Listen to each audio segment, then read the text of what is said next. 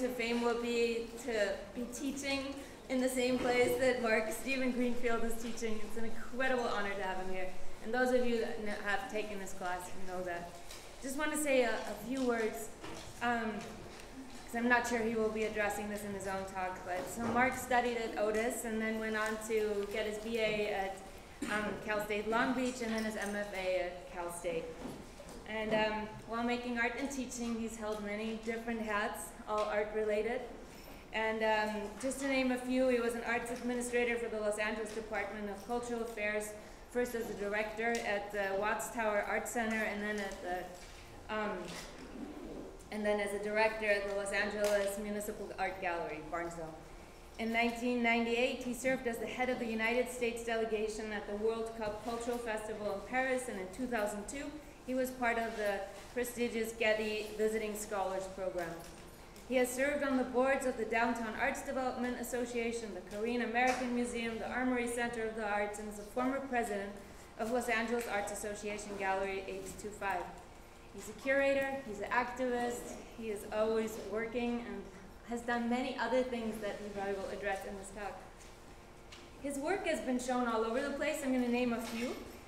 His work has been shown at the Museum of Contemporary Art of Georgia, the Wignall Museum, and at the California African American Museum, where just a little while ago he had a retrospective.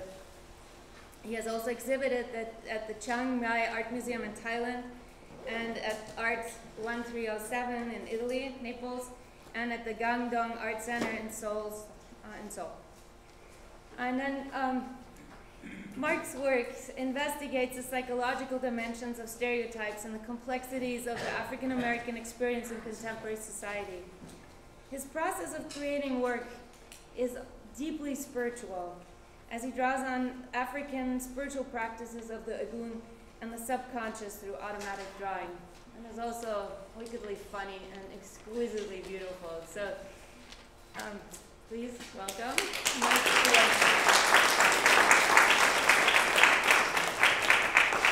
Thank you very much. It's really great to see so many of my former students here. I've been at LACC now for 19 years as an adjunct, and I kind of like being an adjunct. But it's really gratifying, and thank you so much for coming. How did I get into this business? Because it is a business. My father was a colonel in the Air Force, and consequently we traveled around quite a bit.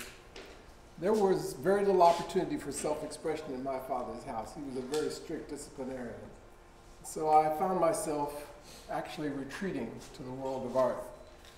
I had the advantage in doing so much traveling and going to a lot of different museums, experiencing a lot of different cultures, and all those things made an imprint on me. When I was 6 years old, I was living in Taiwan, and I remember seeing funerals there. We'll get to some of the references to that a little later on. But then there was a period where I actually lived in Madeira, Central California. My family integrated Madeira. They weren't too happy to see us there. And there was a group that came and burned a cross on our line just for fun. So it kind of steeled me early on into realizing that if I was going to survive in this world, I had to adopt some level of activism. But at the same time, I was staunchly Catholic. I'm fallen since then.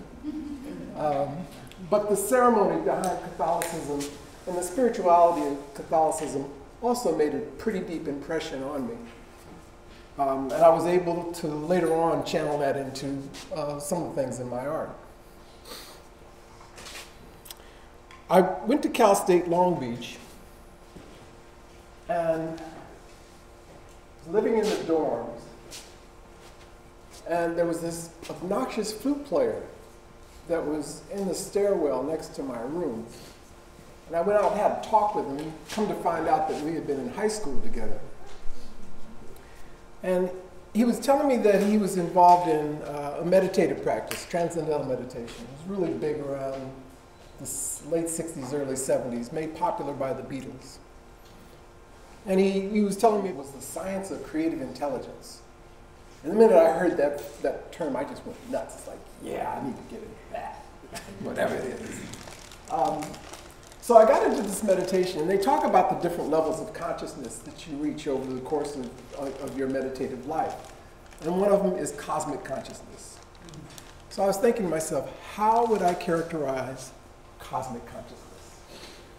And I started to think about stars and star patterns and nebulas and gas clouds and things like that. And I realized, too, that there's a certain haphazardness to the way that the constellations are laid out, but there's also this incredible order. And having come from that military background, that order always kicks in. So I started doing these paintings. I was working pretty large at the time. This was about 7 feet. And the process, I would actually take a soupy mixture of the color, in this case blue, cover the whole canvas with it, and then I'd stand back and wax acted as a resist in the area around the wax. I would paint out black. Then I would go back, I'd take the wax up and then I'd go back into those areas with lighter and darker values, different variations. Then I would stand back from the canvas and literally baptize it. So there were these little star patterns that would happen, and that accentuates some areas. My idea behind doing these things so large at the time was that I didn't want your peripheral vision to catch anything. I wanted you to be totally absorbed in the painting. They started getting larger. This one was, I think, about 9 feet. 9 feet by 6 or something like that. Of course, I ran into a storage problem. And at the time, I couldn't give these things away. We're talking here, 1973. Something like that. So then I decided maybe I could make them more attractive by putting figures in them. And I started thinking about, African tribes and their connection with nature and with the earth. So much of what we experience in the city, we tend to lose that connection with nature. But tribes, native people, have always been very close to that. So I was trying to get to that feeling. Same thing with this, Maasai warrior, kind of in a meditative state. This was just rage. And sometimes I use my art as a way of therapeutically getting over rage. I was very, very active in black nationalist movements in the 60s and to some degree in the 70s. I grew up with Malcolm X. I grew up with Stokely Carmichael. I grew up with all of those people, those leaders of the time, and I was very much steeped in that rhetoric. So along with that spiritualism also comes that political consciousness. So, around 1974, 75, there were a group of artists who descended on this wall on Crenshaw Boulevard. It's just called the Wall now. But it had been pretty well tagged by all the gangs in the neighborhood for the longest time. And we decided one Saturday morning that we were going to put something a little positive up there. So all these artists got together, and this wall extends about 500 yards. We painted the wall out with different ideas, different murals. And this was the original group. We called ourselves Los Angeles Street Graphics Committee. While we were painting this wall, LAPD rolled up on us, and they cited us all for defacing public property. We took the citations to the city council person. At the time, his name was Robert Farrell. He got all the charges dropped, and he got us a stipend. Got us some money for having worked on this wall. The wall actually was done through the auspices of Brockman Gallery at the time. Brockman Gallery, for those of you that are not familiar with it, was probably one of the first African-American art galleries in the city. It was run by the gentleman to your left with the sunglasses. His name was Alonzo Davis. He and his brother Dale Davis. And it was very close to the proximity of this. Interesting thing how history comes around. I'm right now on the advisory committee for a group called Destination Crenshaw. And what they're going to do is they're going to take the stretch of Crenshaw from Leimert Park all the way to 60th Street. along the corridor where the metro rail is running, and they're going to develop it into an outdoor museum. And this wall, which has gone through many incarnations at this point, is going to be one of the central features of this development. When we did the wall, the idea was that if an artist had a valid idea, they would come and do whatever it is that they wanted, and there would be no repercussions. We wouldn't get mad at them and stuff like that. In most instances, the pieces would stay up for about a year, maybe a year and a half. This is one of the pieces that I did on the wall. I really kind of like hogged 3 of the sections and stuff like that. This is called He, She, and It. And this was on the wall for maybe 18, 24 months, and then somebody painted over it. If you were to go through the layers of paint on that wall, I would dare say there are about 10 or 15 layers. Stuff that's been painted over for years. So I did a series of paintings based on the Crenshaw-Leimert Park area. I lived there for a number of years as a student, and I came back later on as an adult. And one of the things I found out about Leimert Park was that artists, musicians, dancers, writers, actors, and actresses had lived in that section of town for decades. Robert Irwin actually had one of his studios there. So I decided to start documenting some of the creative people that lived there, along with some of the eccentrics and some of the happenings that would happen there. This is a guy named Arvy. Arvy was a drug dealer. Okay, which at the time, you got to be pretty creative to do that, you know.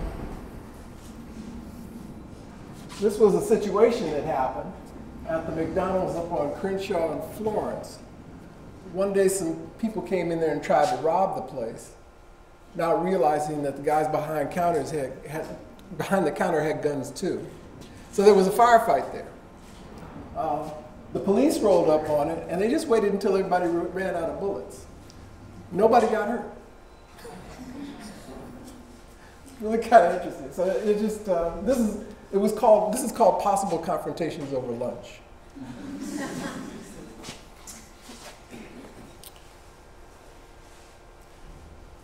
Now, this is a piece that represents kind of a pivotal time in my experience.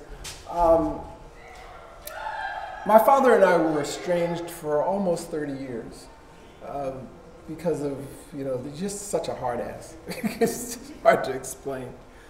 But when we did finally reconnect, one of the things that had always eaten away at him was he never knew who his father was. He just knew his father was white. And so I made it a point to see if I could find out who his father was. And in doing so, I became pretty adept at genealogy.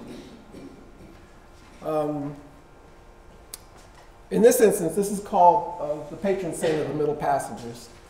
Going back to my Catholicism, they have a saint for everything. They got saints for dogs, they got saints for cats, everything. But I was thinking of all the people that lost their lives in the Middle Passage, and estimates are somewhere in the neighborhood of 175 to 200 million people, actually, whose bodies are somewhere at the bottom of the Atlantic Ocean. So I was thinking, they need a patron saint. This picture is not a relative, but I felt, I had a certain resonance with it, and I felt that it encompassed the type of feeling that I wanted people to get. On one side of this, you'll see the slave, it's the slave block in New Orleans, and on the other side, you will see Gorée Castle, which is in Senegal, just off the coast of Dakar. And what you can't see in there because it's a bad slide, bad. But what you can't see is actually this triangle, which represents the trade routes where they would take slaves from Africa, they would take them to the Western Hemisphere, and they would trade for goods there, and then those goods would go back to Europe. So, my family. I trace my family back to 1780. I've got slave deeds, I've got divorce records, I've got all kinds of stuff that talks about the family. This is actually my grandfather's sister. It's from a place called Rocky River Township in North Carolina. It's basically just a crossroads. But when I started doing the research, I found out that one of our family members had come into a lot of money back in the 20s and bought all the land that the family had worked on as slaves. So everybody within a 5-mile radius of this crossroads is family. Whenever I would call back there, they would send the kids running around and they'd all come to one phone. We'd be on the phone for 2 hours talking to cousins.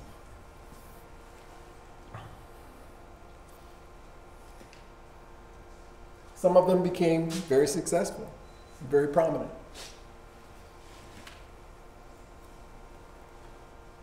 Now,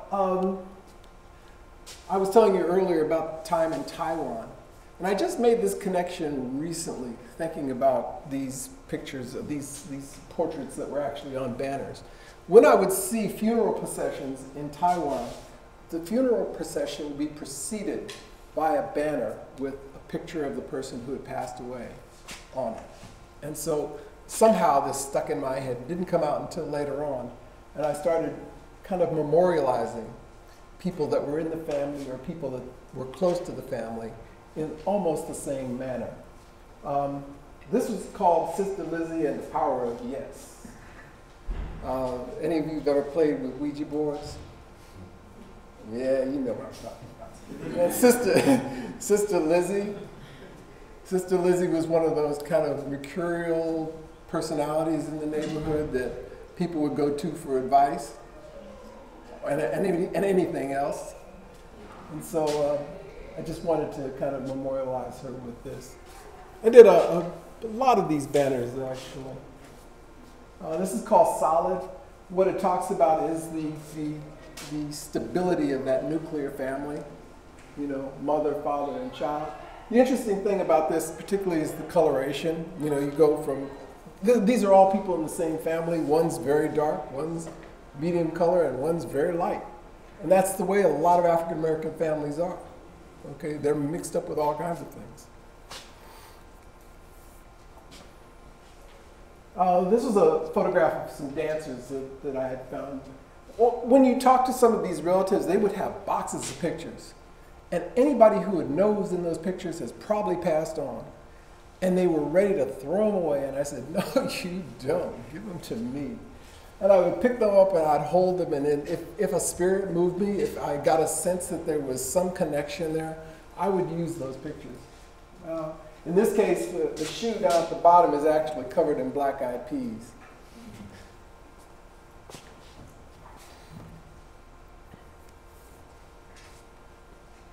This is called good hair, bad hair. A lot of African Americans are always concerned with hair. It's a sticking point. You never jam up a black woman on her hair if you expect to live. So the thing is, you know, for the longest time people were saying that the good hair was the stuff that was straight, but oftentimes it was artificially straightened. And the bad hair was the stuff that was curly. What I did is kind of flip the script on it. In this instance, the good hair is that stuff that's curly, and the bad hair is that other stuff.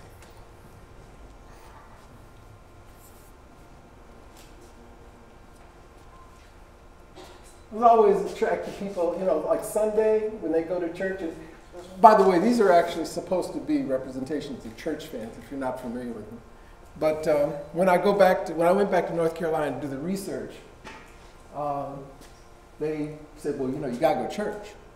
So I'm thinking, okay, we go to church, you come back, we do breakfast, stuff like that. I said, church is all day and into the night. So you go to one church. And so, oh, now we got to go to cousin so-and-so's church. And then we'd have lunch. And I'm thinking, oh, good, I can chill the rest of it. No, we got to go to so-and-so's church after that. And so we go there, and then we'd have dinner.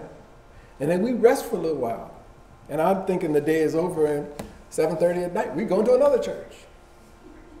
So it just, you know, they said Sunday is the Lord's day. You will give it all to him. And I learned. So this is one of these Sunday go to church ladies. And I just thought she had such presence about her. Same thing with her. Now, interestingly enough, a few years ago, or what am I talking about? 2 years ago, I got a residency in Charlotte, North Carolina. And I was there for 3 months. Happened to be there during the riots, which was very interesting. But as part of the residency, you have to do some sort of community project, community engagement project. And I was racking my brain trying to figure out what I would do. I had a very good friend here who actually was involved in the same meditation that I was in, and she says, you know, I know this pastor in Charlotte. You need to hook up with him.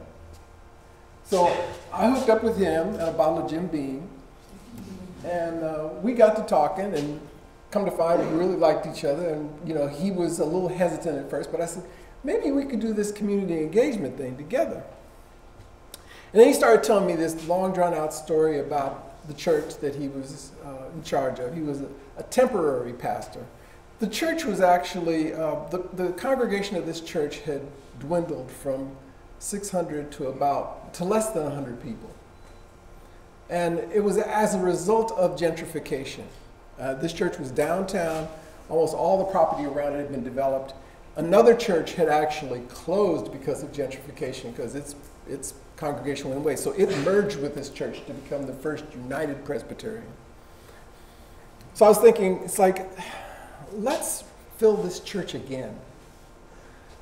And he allowed me to go through all the church records and all the church obituaries, and I pulled out the photographs of everybody who had gone to that church for 150 years. The photographs that were available, of course. And I took this same idea of the fans, and I mounted photographs of all these people on the fans. And it corresponded to the 150th anniversary of the church. This is the oldest African-American church in Charlotte. It was built by slaves. So the history there runs really deep.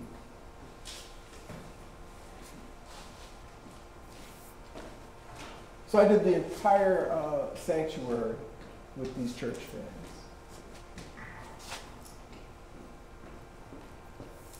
So then, we're talking around 1990 now.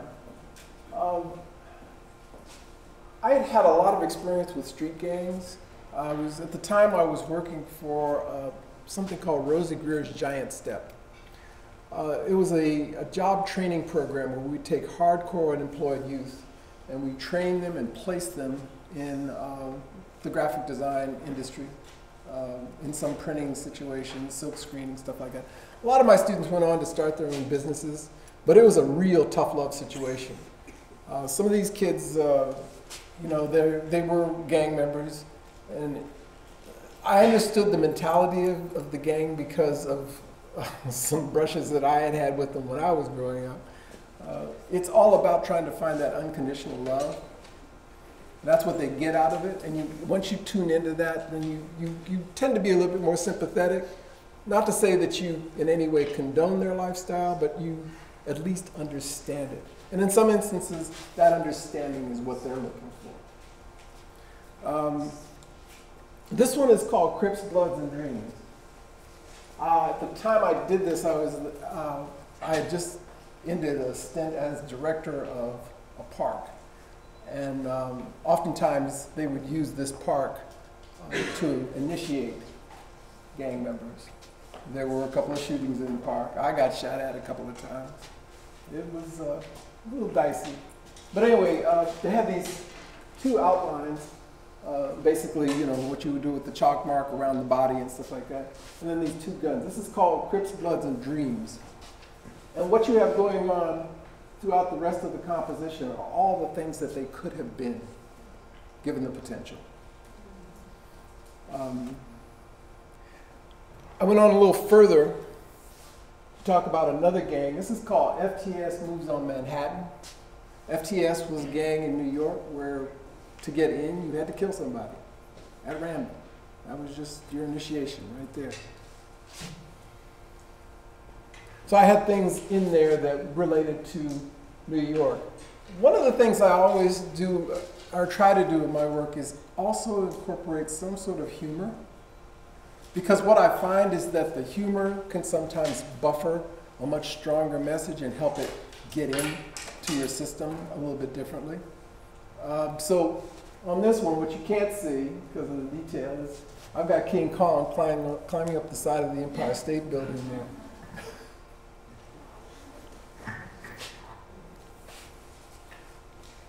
This was called Key to Success.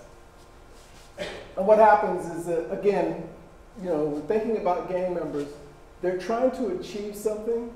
They're trying to get out of that cycle, and they're chasing this key over here, but as much as they chase it, the key gets away from them. And it's just, it's kind of this, I make the equivalency of Sisyphus, pushing a stone up the hill. It keeps rolling back down. Now, understand that what you see in this one and that one is the mandala. And the mandala, again, goes back to that whole idea of meditation, that meditative practice. When you're working on this, when you're doing that mandala, you go into that same state. And I was trying to find ways in my creative process where I could achieve the same state that I experienced in meditation. You'll see in some of the other work, actually, this is one of those vehicles that allows you to get there. The constant of making these marks. What happens is your respiration goes down, your heart rate goes down, your biorhythms level out, and you'll find yourself in a completely different state of consciousness.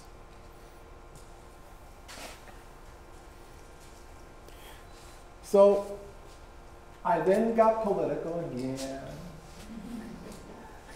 I dip in and out of this unapologetically. This was a series that was called Politricks. And I felt that what I was seeing, it happened as a result. I was going down Crenshaw Boulevard, and there was a Korean-owned gas station right on the corner. And as I passed by, there was this heated argument going on between he and an African-American customer. And so I was gone for about 30 minutes. And I came back down Crenshaw the other way, and by that time, it had turned into a fist fight. And I started to think, it's like, who is it that is actually pitting us against each other? It's the person that owns the gas station. It's just so unnecessary. So I looked at it kind of from the standpoint of there's a stage that's set, and there are people that cause us to act in ways that are unnatural for us. And so I started to look at all of these different kind of tricks that are kind of played on us in ways we have no control over. This is my statement about the educational system. We the people. When they wrote it, did they really have us in mind?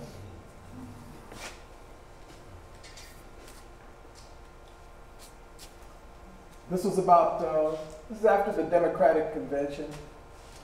The Democratic Party sometimes feels they have a lockhold on the African-American vote.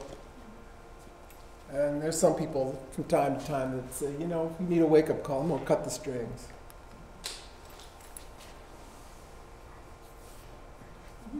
Likewise, this is called Best Beware, because the elephant will screw you too. So you've got somebody in this boat here. The Republicans are like fishing for that vote. The person in the boat says, I'd rather stay in the storm.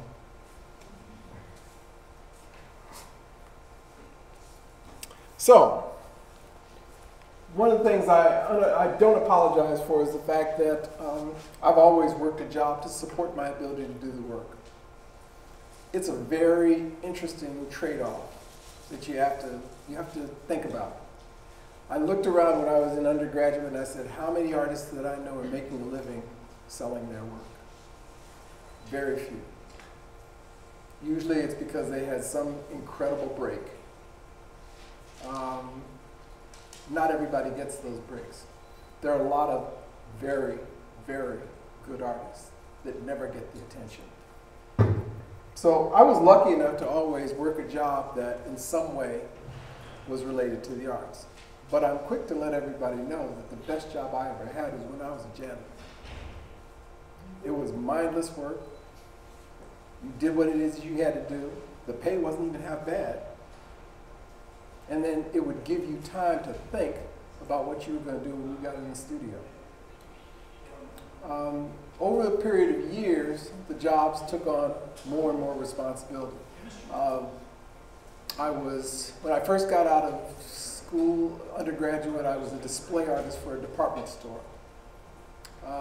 Then I was a park director. Then I worked for this job training program that I told you about.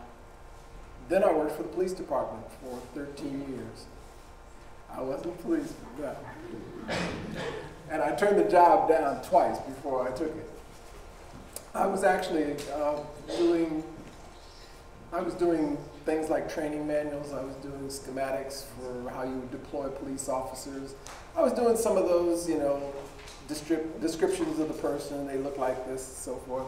A lot of stuff for courtrooms. It was a really interesting job. I just had to work with a bunch of jerks. But when I was able to get away from them, I started working for the Department of Cultural Affairs, and my first job with them was as director of the Watts Towers. How many of you have been to the Watts Towers? Not enough.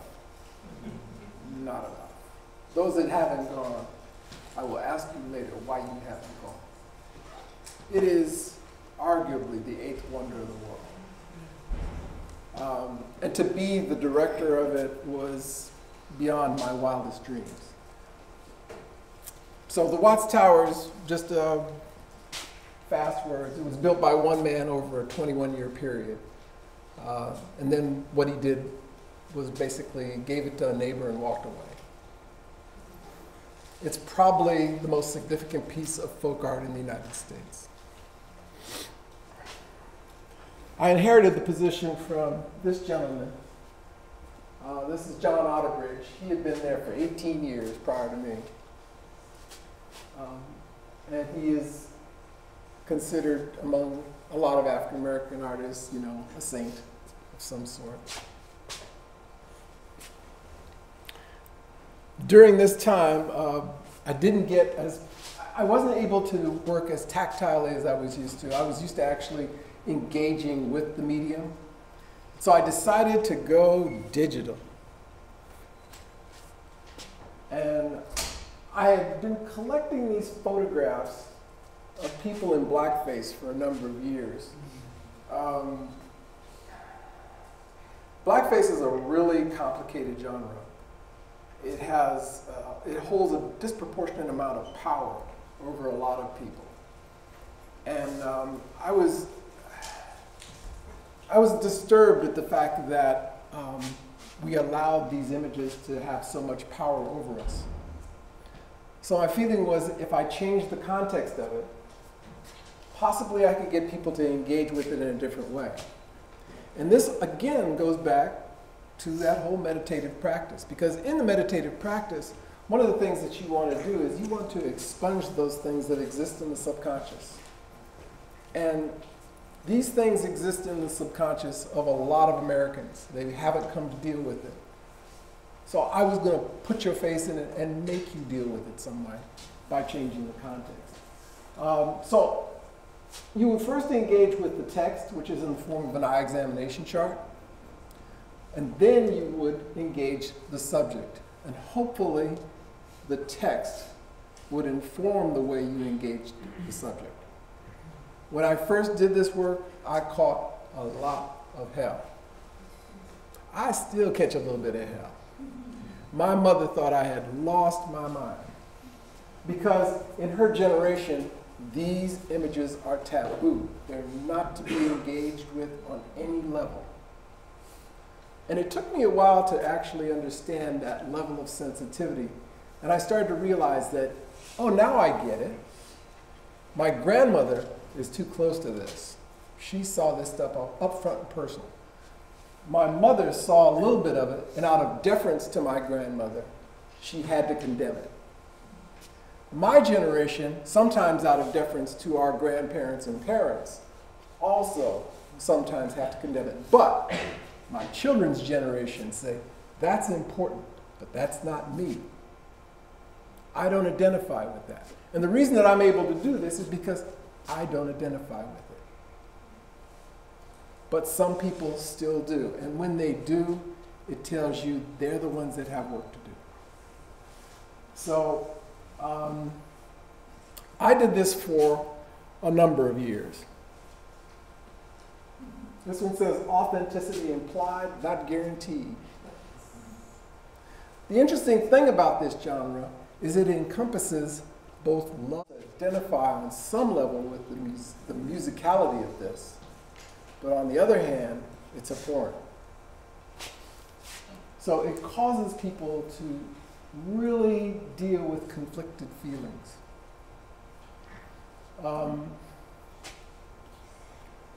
This one says, some indignities persist.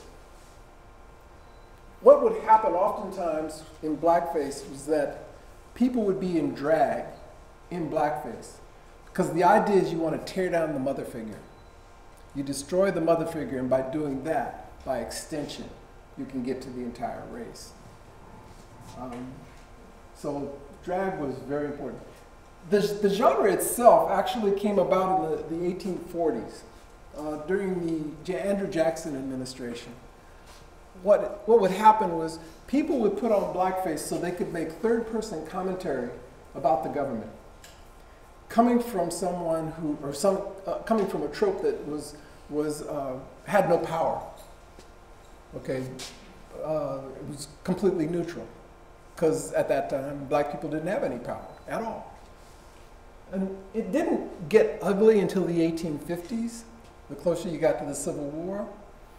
And then there was kind of like a brief hiatus during the Civil War, and then after that, it really took off, because the people who had lost felt we have to reassert our superiority. We have to do it in a way that really denigrates the African Americans. Most of these photographs were taken late 19th century, early 20th century. I have a collection now of about 300 photographs.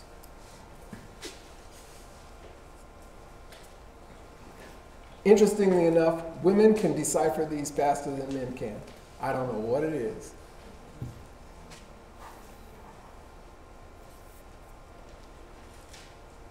This one says, imitation is not always flattery.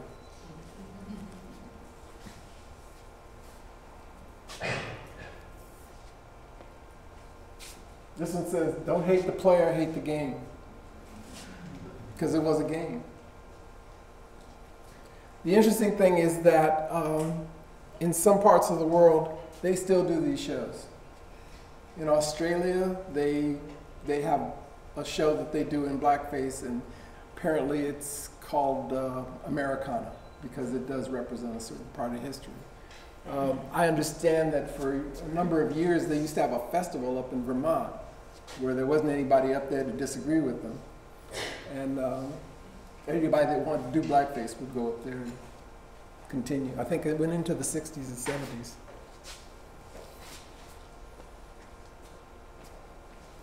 This one says, true power is in the withholding.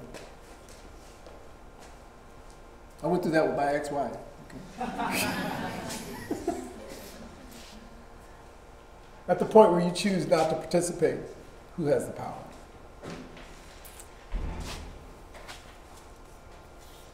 I often use expletives in my pieces, okay, not to offend anybody intentionally, but expletives get the message across a whole lot faster.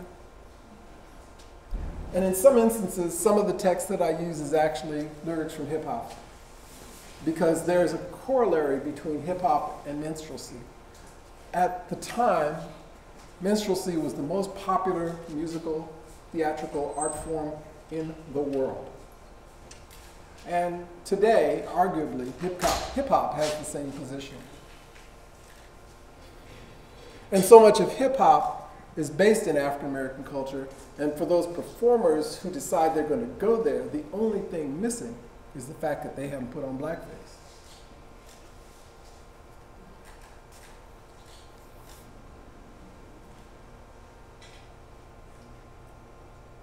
This is called color.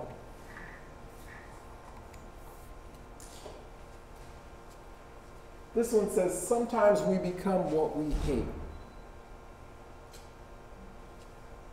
How many times can you think of when you actually condemned somebody's behavior and found yourself later on adopting that same behavior?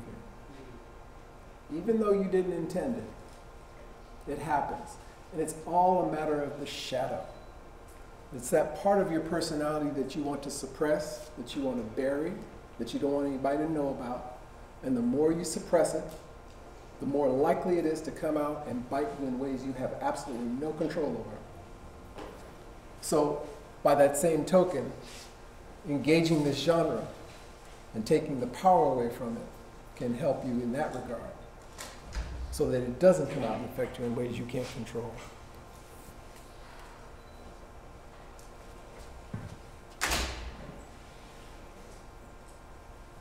Hey, remember I was telling you about destroying the mother figure? Here's a whole group of people. That was their purpose.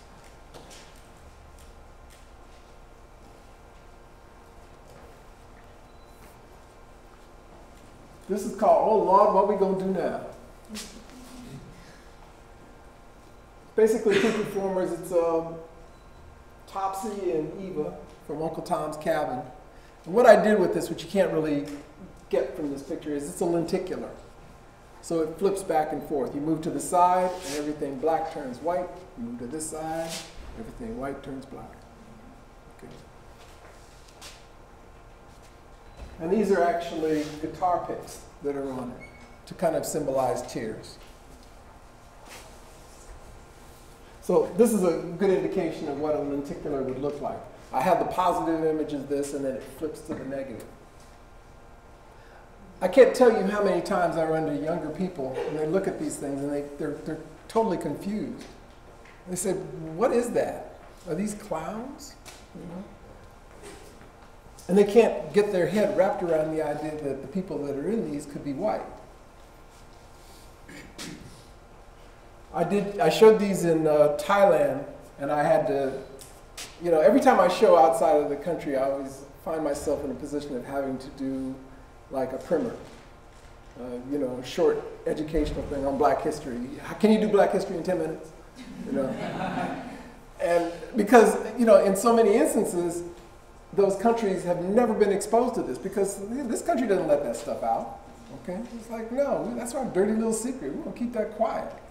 So when I come and show these things, it's like people are like aghast. It's like, really? That's what that is? Truly? And it causes them to do a little bit more investigation.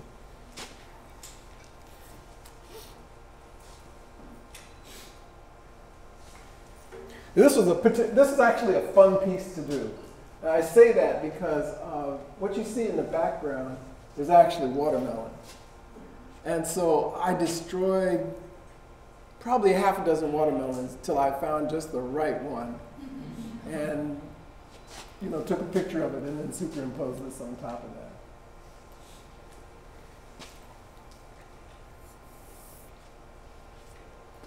I started playing around with Coroplast. It's corrugated plastic, it's translucent, sometimes it's fairly clear. What I did was I actually drill holes in the back of it, and I would take a syringe and inject it with paint. And the paint would spread out like that, and then it would dry intermittently in different configurations. And then this is actually on another layer. So there were like 3 layers of this Coroplast. I had a lot of fun with it. Couldn't give them away.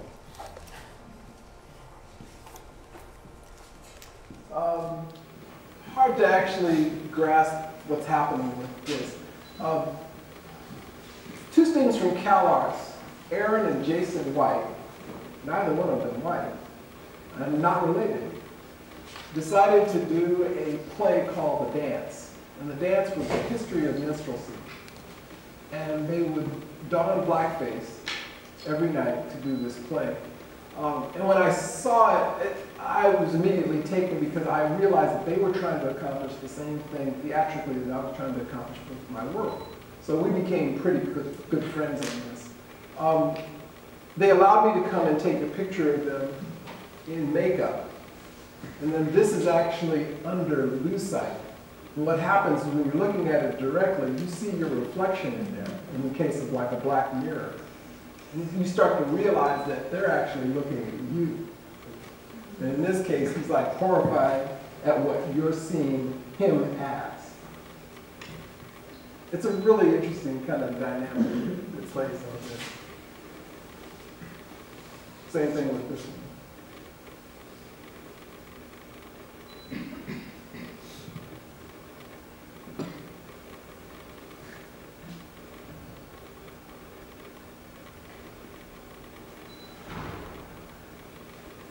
The interesting thing about this play was that the play went on for about an hour, but the conversation afterwards went on for an hour and a half.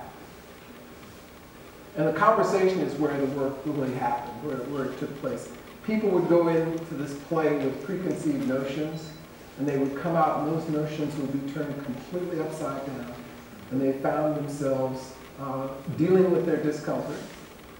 People cried, people laughed, people consoled each other. There were all kinds of things that were going on after the play that were more important than the play. What we've done recently, because I was on an advisory committee for them again recently. They've taken the idea of the dance, this play, and they're looking at all different stereotypes that exist. You know, Asian stereotypes, Latino stereotypes, stuff like that.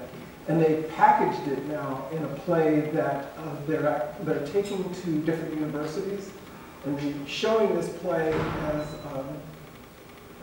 during orientation for students, so that they come to, as freshmen, they come in with a different set of values, a different idea of how to interact with other people.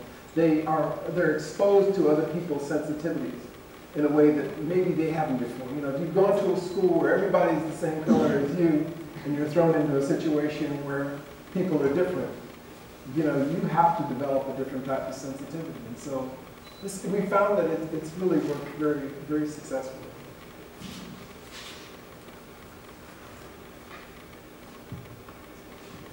These are tambourines. Now, tambourines, what do you do with a tambourine? You beat it. And this is, again, it's going into that whole therapeutic thing. You beat these images. Most of these images are actually taken from a book on how to put together a minstrel show. It was done back in the 1930s. And they showed all these different characters, and the books have all the songs and all the tools that you would use and all the props like that. Originally I did 24 of these. And now I think there's somewhere in Italy.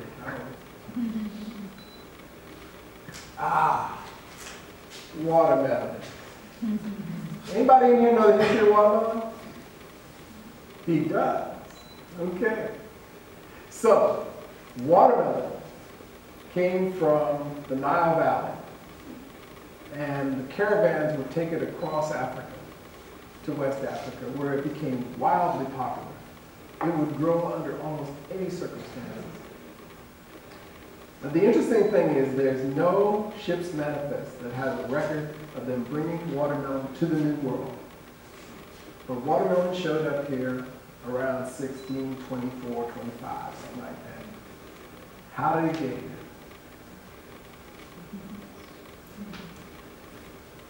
Seeds in the bucket. Seeds can stay in your gut for up to 3 months. The title of this is Stowaway. Now, one of the things that I started to incorporate was this interplay with positive and negative. These kind of glyphs, kind of lines. And it's very much in keeping with that meditative practice. But it's also, it relates to the genre of automatic writing. It goes back to the surrealists of the 1920s and 30s. So most of these glyphs are made very, very spontaneously. And then I go back into them with graphic sensibility to give them a little bit of girth. But the other part of this is the fact that there's this interplay between positive and negative. And if you start to look at the work as a whole, you will start to notice that the dualities in my work are a very, very strong element. The duality between blackface and whiteface. The dualities in terms of line. Dualities in terms of meanings and priorities. You will see more and more of that as the work progresses. This is called Budget Doll. I do swap meets on a regular basis. Swap meets for artists are like gold. You can find things there that you know will just spur some sort of creative energy. You know, like I gotta use that in something.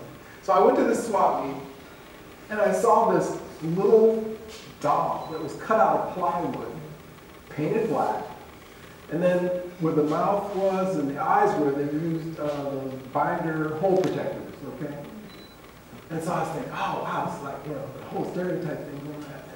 So I take it home and I have it sitting up at my drawing table. One of my mother's friends comes over and she sees it and she says, where'd you get that? That's the swap meet. She said, I used to have one of those when I was a kid. So what's that all about? So she explained, she said, yeah, it's like, you know, we were too poor to afford dolls back in those days, so our fathers would make dolls like this. And then we'd spend all year long making clothes for it. So I said, so it's not about stereotype.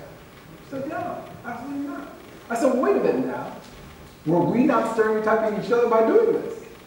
And she said, no, that doesn't make any sense. But as a result of that conversation, she was then able to get into some of the other work and start looking at it a little differently. So I felt I was successful.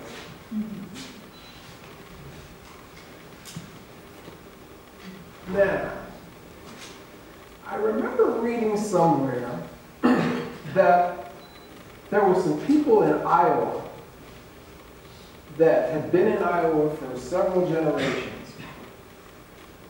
And when they did a test on them, they actually found some markers for corn in their DNA. I said, fascinating. So are you saying that if you're in a particular place over a course of several generations, you start to actually absorb some of this stuff? You know, that's kind of what happens. So I started thinking, gee, I had a lot of relatives that worked in cotton. I wonder if there's cotton in my DNA somewhere. And I also, at the same time, was looking at other things that were associated with the stereotype, but not necessarily hardcore into it. So I started really doing a lot of things about cotton. This is actually, the image itself doesn't really do it justice, but it's a little bit greener than this. It's not so much black. And it was called collared cotton.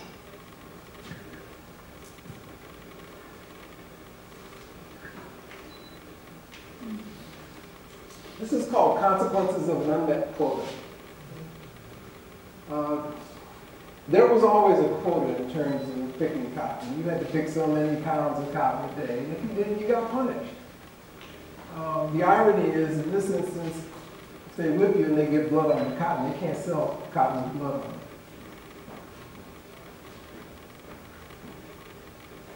There was a woman in Virginia who, her name was Susan Mabry. She held a record for picking over 400 pounds of cotton a day. And you know how light cotton is, so you know how fast she must be picking. Any of you who've ever picked cotton, and I did just to see what it's all about, it's a process, and you will cut your fingers and you will bleed.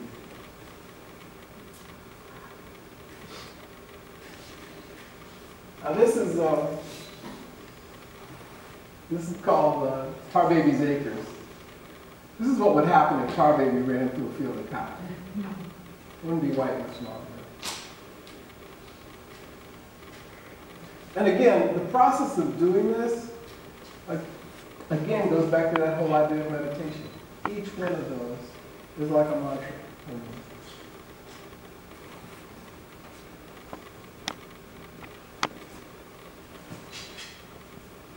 while I was doing that, I was also doing these. So I would flip back and forth between different media, different genres. That's why when I had my retrospective, people said, well, how many people are in this show? It just didn't look like my work. They couldn't identify it. This piece is actually, it's called Paul Robeson's Othello. Paul Robeson was acting as Othello, and in some places they didn't consider him to be black enough, so he had to put on blackface to do Othello.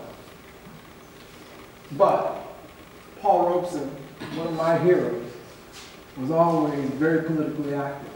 Didn't take crap off anybody. So that's where this fist comes in. It's the same glove that the minstrels would use, but when it's balled up in a fist, it takes on an entirely different persona.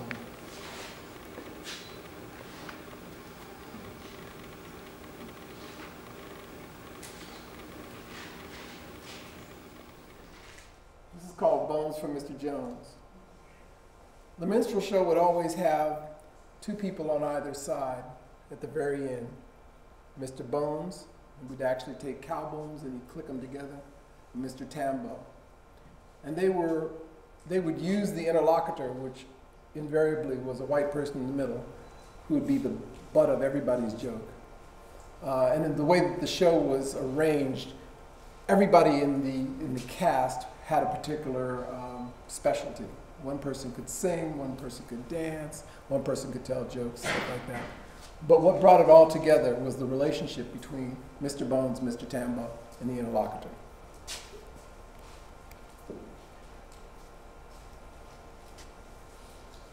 This was called Magic.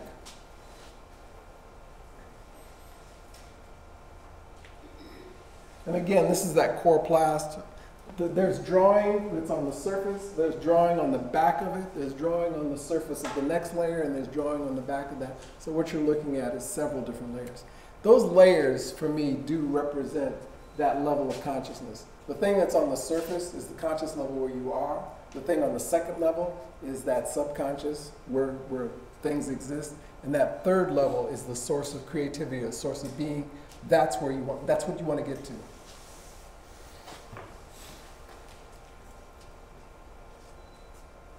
Same thing happened with these. Interesting, and I'm going to let you in on my secret. These little things here, which could or could not be cotton. As an arts administrator, I have to sit in on some of the most boring meetings in the world.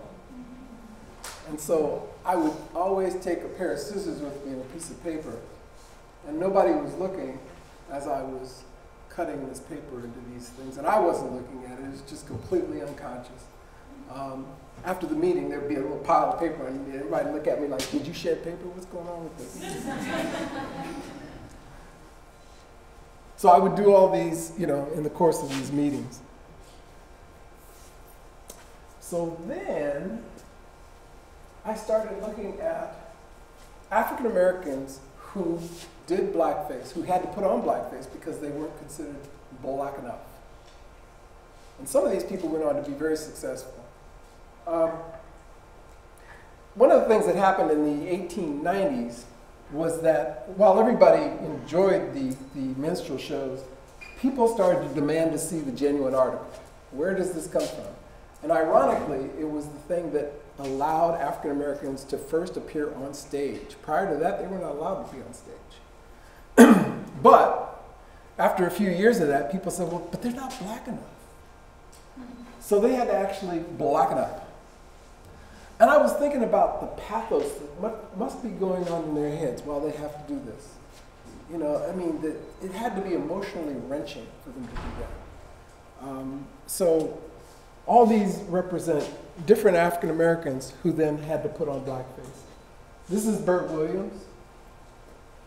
Bert Williams was probably about my color. He put on blackface. He was the highest paid entertainer in the world at the time. But all this complexity that had to go on psychologically was what he had to deal with. It was something that's always fascinated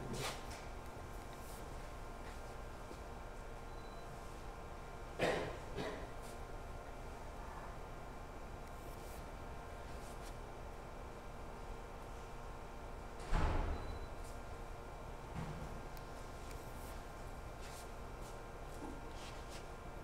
This is all done pen and ink.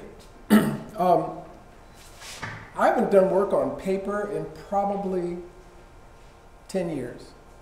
I'm using Duralar at this point, which is kind of a synthetic drafting film like vellum, a little bit more resilient than vellum is. But what I find is that when you're drawing pen and ink on this, the ink moves really smoothly. There's very little drag, there's no resistance, and so you can get some pretty interesting lines as a result of it. So then, I started to concentrate on the animated figures that promoted the stereotype. When I was a teenager, one of the jobs that I had was actually painting animation cells for a couple of different studios. And so I've always enjoyed animation. I wanted to do it till I found out, you know, all the work that was involved in it. It's just like, nah, I'm not going to. But, you know, I have a great appreciation for animation. And the thing that struck me was how, when the minstrel shows basically died off, or started to wane, or became politically incorrect to do them, there was still, for some people, a need to maintain that idea of the stereotype. And so this is actually from the 1970s. This is a film that was done by Ralph Bakshi. It's called Coonskin. I understand that they're talking about re-releasing it. When it first came out, the NAACP went crazy on it. And since then, they've actually backed off, and they're looking at it a different way now, because it was meant to be a commentary on the blaxploitation films of the 70s, because there were so many of them around at that time. What I did in this instance was I took the main character from Coonskin, and I decided to take him completely out of a city or urban situation, put him in the country where he could do no harm to anybody.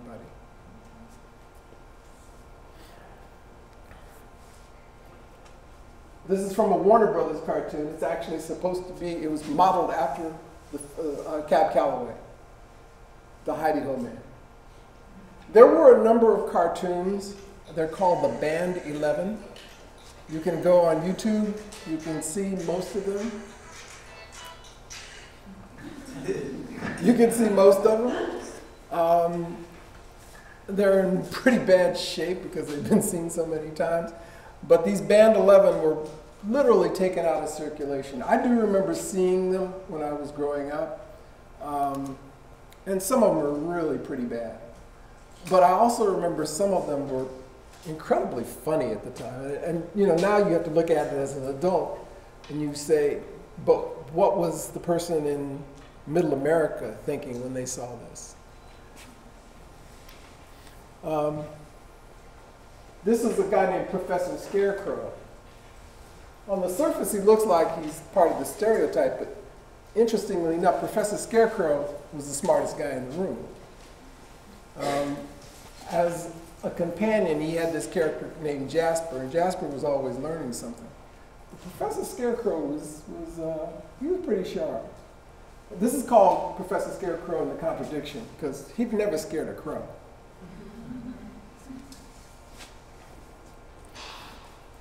Now, the one that most people will be familiar with are the crows that were in Dumbo.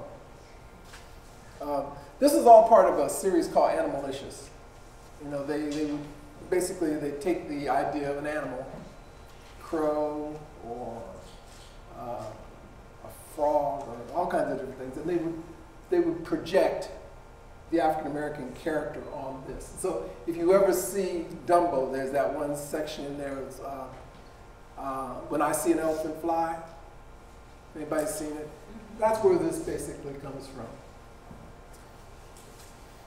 So what I did with these is I actually started to do embroideries with them. Black on black. Very, very subtle.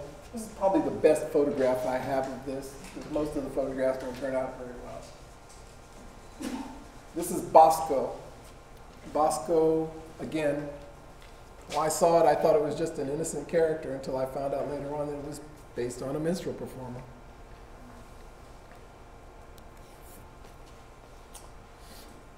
This is Little Black Sambo. The title of this is Little Black Sambo Joins the Boy Scouts.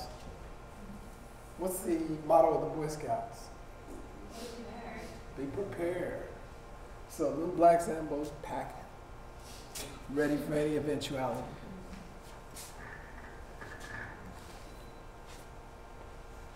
This was from a cartoon called Cold Black and the Seven Dwarfs. Probably the most racist cartoon that has ever been produced.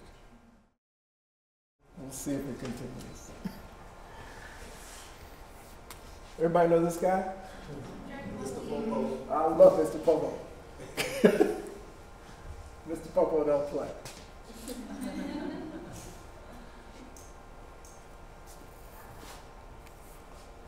This is called Duke the Crow. Duke the Crow, as an archetype in Fritz the Cat, actually was somewhat of a hero. Granted he was, done stereotypically, but when you start to get into what his personality did, he was very community-minded, but he didn't take any shit off anybody. Don't get it twisted.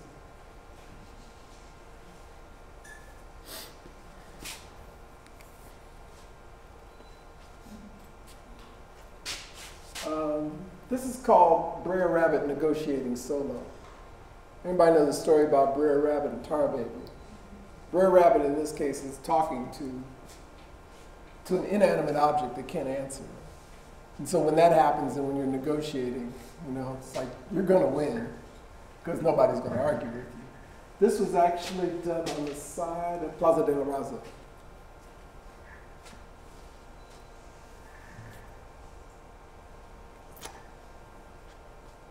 This is more recent work. Again, dealing with the stereotype. What I'm doing is I'm taking the negativity of these images and I'm putting them in the context of those mantras. So it exists in that subconscious space again.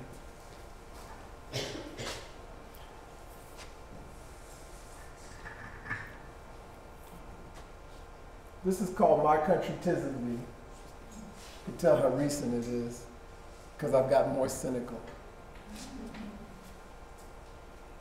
It's almost like a spell is being put on us and people are laughing about it because it's not real, or at least we hope it's not real. This is called class warfare. One of the things that we don't talk about in African American culture very much is the level of class and the stratification of class. And it's something that internally, as a people, we need to deal with more. I remember when I was very politically active in high school, but when I got to college, they didn't consider me dark enough to actually play a leading role. And so it was, I was a little miffed about that for a long time. And some of those things haven't gone away yet.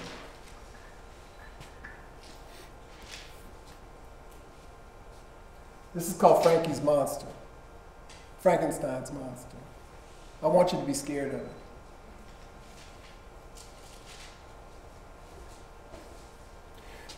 Now, a few years ago, I was able to do a residency in Brazil. I was on the island of Itaparica, which is off the coast of Salvador, the state of Bahia. Bahia is the center of African American culture for Brazil. It was the place where they dropped off most of the slaves. So on a lot of levels, the African culture has been more or less preserved. And on this island, which is about a 40-minute ferry ride from the mainland, it's very, very apparent. There was an artist that came from the island. His name was Mestre Gigi, whose work I have admired for a long time. He's presently in the exhibition that they have at the Fowler Museum at UCLA. The whole exhibit is about Bahia. But these are actually, this was kind of an homage to Mestre Gigi. And when I did my retrospective, I did a little larger installation with it. This is called Cooties in the Cotton Patch. If anybody's familiar with cooties, they're little bugs that are down at the bottom. And then there's cotton that's attached to this and then on the wall. This is where the residency was. I thought I had died and gone to heaven. Okay. That was the view from my studio.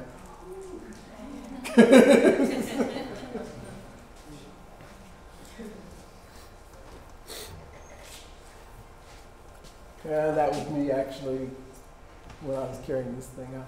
When the tide went out, you could walk out almost a mile. But when the tide came in, it was up to your neck.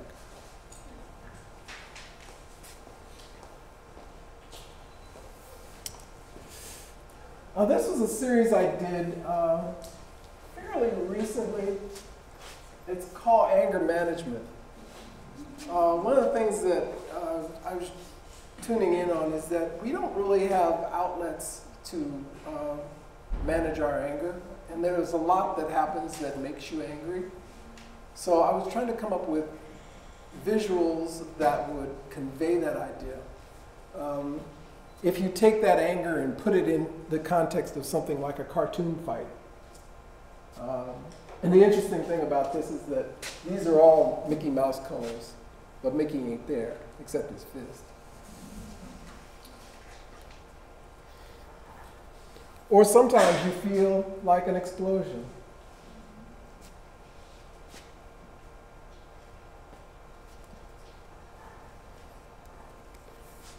Or sometimes it manifests itself like this. The definition in the corner here is motherfucker. Most people don't know the definition of it. They use it quite frequently, but they haven't researched it. It's a word that oftentimes we use to vent our frustration at something. Okay? In this instance, it refers to, the first definition is a vicious, mean person. But the second definition is as a compliment to a jazz musician, okay, which I thought was interesting. If we could just turn that around maybe and make that the first definition, I think it would be cool. In this instance, you've got somebody who is both frowning and grinning at the same time. You can't read it. And sometimes that's the place where a lot of us go. There may be something that's distasteful to us, but we don't always indicate that.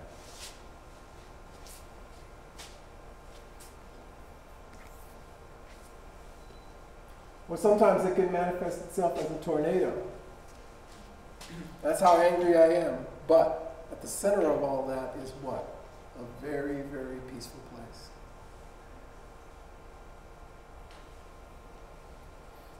So, when I'm in Brazil,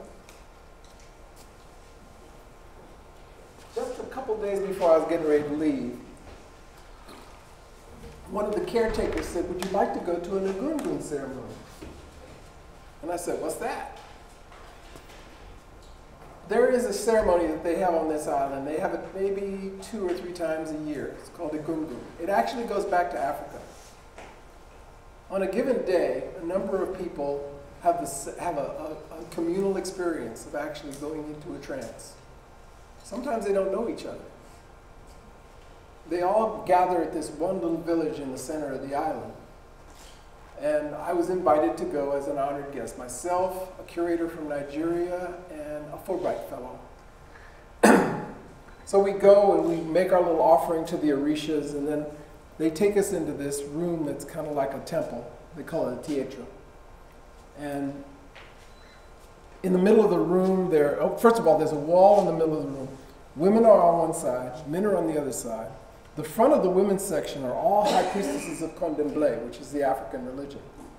And, you know, it takes some process to become a priestess of Contemplé. So they're all singing these beautiful songs. There's a circle in the front of this, and they bring out a number of animals, goats and chickens and stuff like that, and they go around in a procession. So then a bunch of guys come out in shirtless guys with sticks, And they're chanting and singing and stuff like that, and then they all go away. Then they put padlocks on all the windows and doors. You do not get out. I said, oh, I'm feeling a little comfortable. What's going on with this? The Fulbright fellow slips me a note and says, don't let the Agoon touch you. I was like, well, my mother said, don't let anybody touch you. You don't want to touch you, So the Agoon comes out. They're beautiful costumes. They're beads, cowrie shells, all going back to the whole idea of Africa. And the Agoon is speaking in Yoruba, but it's being simultaneously translated into Portuguese. And the Agoon is giving blessings, and he's giving advice, and everybody wants to get close to the Agoon for this. But the Agoon can turn on a dime, and the Agoon rushes the crowd. And when that happens, it's pandemonium. Furniture gets broken, people get stepped on. It's just a riot. And I'm the honored guest, and I'm sitting in the front. And when this is going on, I was like, what? So anyway, come to find out, during one of the breaks, if the Agoon touches you, you are marked for death. So at that point, I reposition myself, get away from the front, get in the back so I can push against everybody as they're trying to get away from the Agoon. We were there for 16 hours, locked in this room. They took a break about 3 o'clock. They fed everybody. Everybody took a couple shots of cachaça, and then they went back at it. Over the course of the 16 hours, probably 35 or 40 Agoons came out. After the ceremony was over, there were a few people that did get touched, and they went in the back of the room and were crying inconsolably. Because at the point where you're touched, nobody wants to associate with you. You are a pariah. People have been known to be touched, walk out of the ceremony and get struck by lightning, hit by cars, have heart attacks, all kinds of stuff, okay? I'm not a believer, but I have a healthy respect for this kind of thing. When you get back to your room, you basically have to strip at the door, and you have to leave the clothes by the door. You do not introduce those clothes to your living space because there is so much energy in there, some of it negative, that you do not want to take a chance. And so it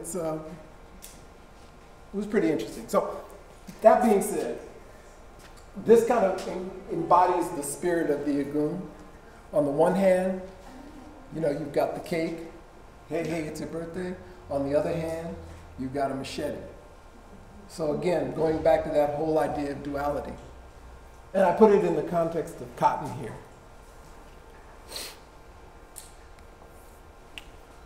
Now this is called the Agoon that saved Florida. Florida's a messed up state. Every time I turn around, there's some craziness coming out of Florida. People get shot, they can't have a straight election, all kinds of stuff like that. This was done on the heels of the Trayvon Martin shooting.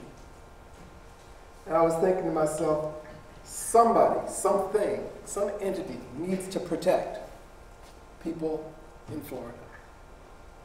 And so here you've got the Agoon with one hand outstretched in blessing, but the other hand with a gun, ready to protect anybody that he needs to.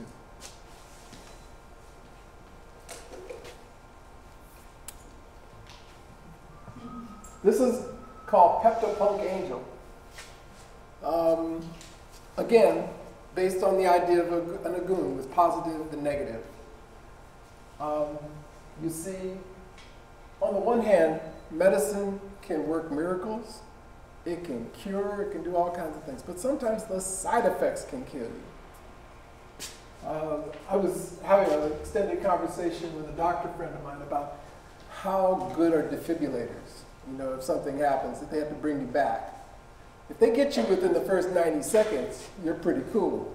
If they get you too much past that, there's going to be some brain damage. You know, so you have to think, do you really want to come back? Again, this blessing, but in hand with a curse. The caduceus, which is this symbol here that everybody associates with medicine, the caduceus actually has a duality in itself because it can stand for healing, but it also stands for eternal sleep. And then you see all the prescription bottles and stuff like that, and the hypodermic needles in the head. This is my send up to the police. Police can protect and serve, but they can kill you too. And in this instance, you see black, brown, and yellow people in the scale. They're only worth a bullet.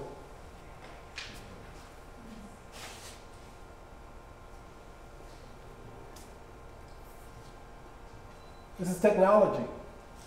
Technology, wonderful blessings can come from technology, okay? But there's a lot of stuff that can go wrong. And when it goes wrong, most people never knew how to do it a generation or two. Nobody will ever know how it was done before. So they won't have any reference to it. So, last year, I was fortunate enough to do a residency at the McColl Center for Art and Practice. The McColl Center for Art and Innovation. This is in Charlotte, North Carolina. The residency lasted for 3 months. It comes with a studio, and it comes with an apartment, and it comes with a stipend. Again, I thought I had died and gone to heaven, till I realized I was in Charlotte, North Carolina.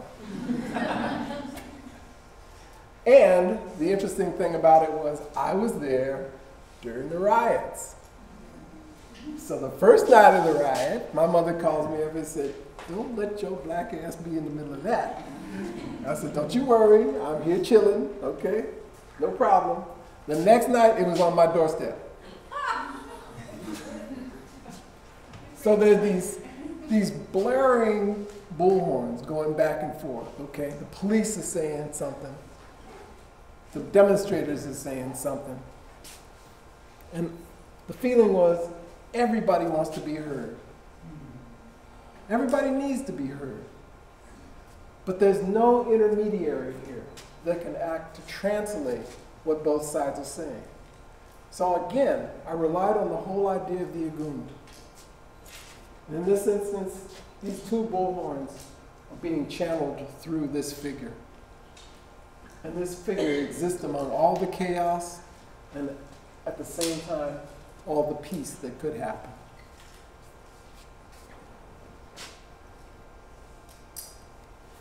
Sometimes it's about the way that we get our information. Sometimes there are too many filters in the way that we get it. And maybe it needs to be directly mainlined into your head so that it sticks around. So in this instance, I have all of this, the good, the bad, the ugly. It can be distilled, put into that cup, and fed directly into the brain. So then, I was lucky enough to get a Metro commission. I'm doing a station that's going to be at 2nd and Broadway. Clearly, it couldn't be anything that was overtly political. It had to be for more or less public consumption in the area of abstraction, again. I hadn't done abstraction in a long time. So I started playing with colors. In this instance, this is acrylic ink on Duralar. All the ink is actually painted from the back. All the line work is on the surface. And then after all the ink is painted, you just paint the back, you basically roll the back of it with a color. This is called Shutterfly.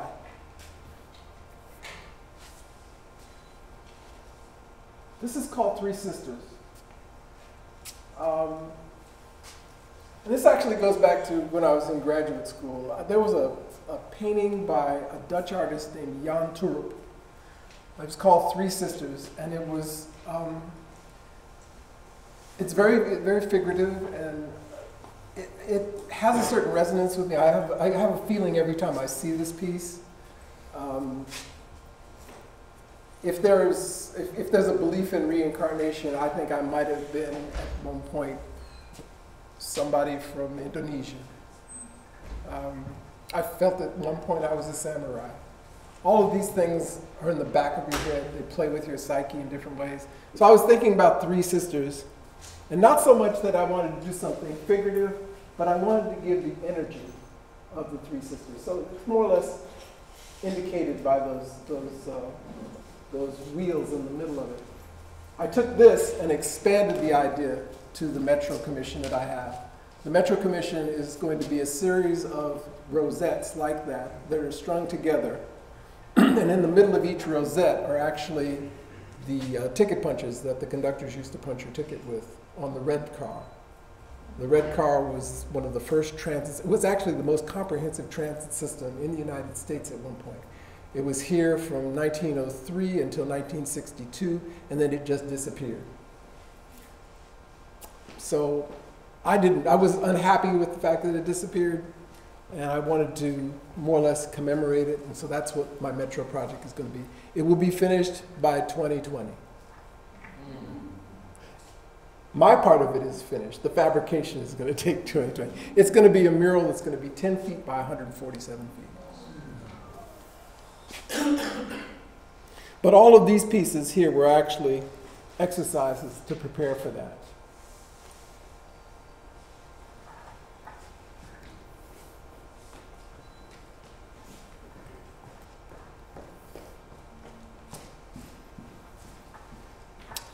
And this is what I'm doing now. I'm in an exhibition that's at the Annenberg Beach House. It's called 4 Million Angels. 4 artists, and we're all dealing with things that have influenced us about Southern California. So I decided to concentrate specifically on my meditative practice. So this is very much about meditation. Each one of those constitutes a mantra of some sort. And interspersed in there, that positive and negative that you'd seen in some of the early pieces, much more dense in this. This piece is 6 feet long.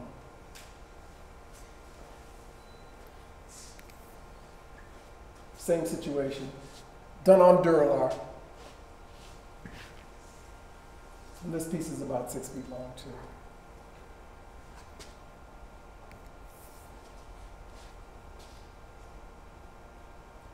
So the names of this is called CC1, which stands for Cosmic Consciousness.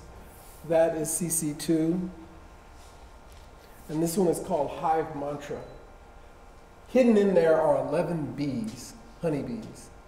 I defy you to find them.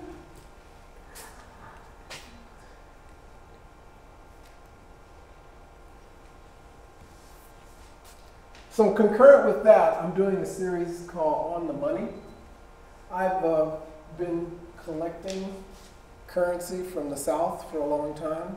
And what I found is that on currency from Alabama, Georgia, South Carolina, places like that, oftentimes you would find black people. But I thought it was very interesting because, you know, they don't go into the stereotype thing with black people on money.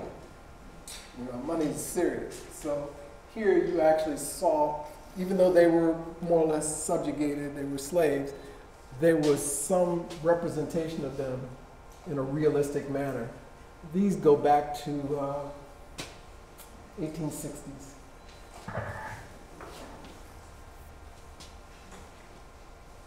And on the back of these, I've actually done a scan of the bill itself, and so they have the scan attached to the back of them.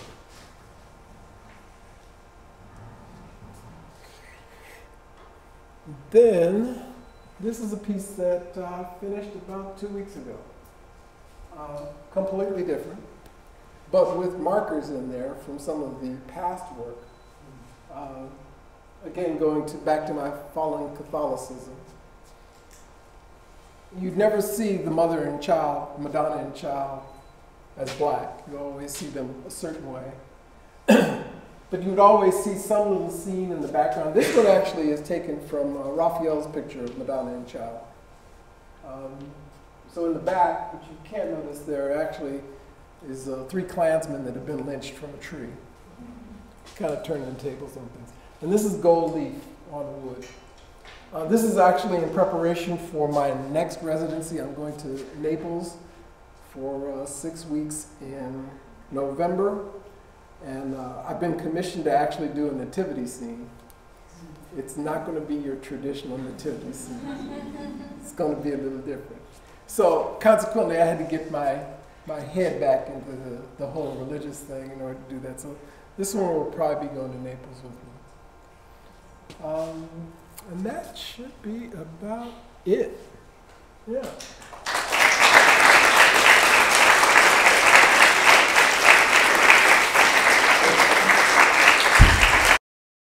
Highlighting how Blackface happens within the Black communities and how a lot of artists you engage with even did Blackface because they didn't feel Black enough. So can you share with us an experience where you were prevented for not being Black enough, and is that why you created a body of work like what you did? No.